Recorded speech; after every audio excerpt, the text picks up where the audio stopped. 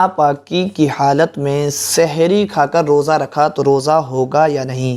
ایک بھائی نے سوال کیا ہے کہ ناپاکی کی حالت میں سحری کھائی اور پھر روزہ رکھ لیا تو ایسی صورت میں روزہ ہوگا یا نہیں؟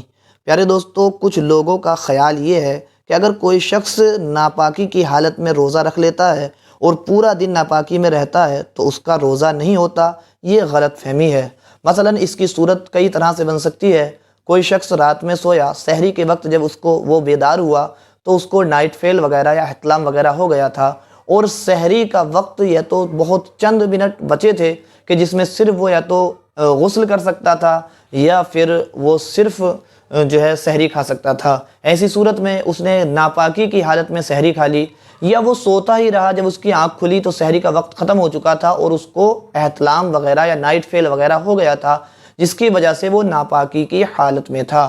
یا پھر ایسی عورت کہ جو سحری کے وقت حیض سے فارغ ہوئی، اب اس کے پاس وقت نہیں تھا کہ وہ غسل کر سکے، تو وہ ایسی صورت میں ناپاکی کی حالت میں اگر سحری کھا کر روزہ رکھ لیتا ہے یا رکھ لیتی ہے تو ان کا روزہ ہوگا یا نہیں ہوگا؟ بلا شبہ ان کا روزہ ہو جائے گا، اس لیے کہ طہارت جو شرط ہے وہ نماز کے لیے شرط ہے، ایسی روزے کے لیے یہ شرط نہیں ہے۔ لہٰذا ہاں، کسی شخص کو ناپاکی کی حالت میں دن گزارنا اور اتنی لیٹ کر دینا کہ نماز چھوٹ جائے، یہ سخت گناہ ہے اور یہ ایسا عمل ہے جو جہنم کی طرف لے جانے والا ہے۔